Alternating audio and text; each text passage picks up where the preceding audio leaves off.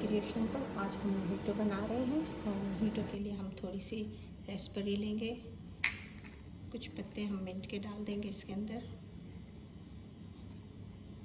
और नींबू का ये कतरा डाल देंगे। अब हम अच्छी तरह से क्रश कर लेंगे।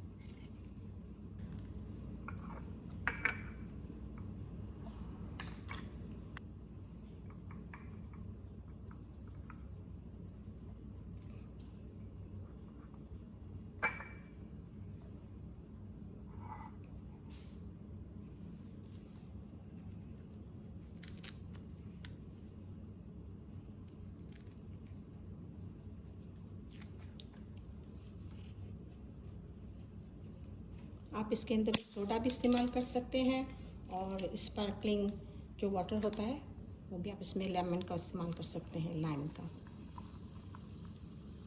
ये मोहितो तैयार हो गया।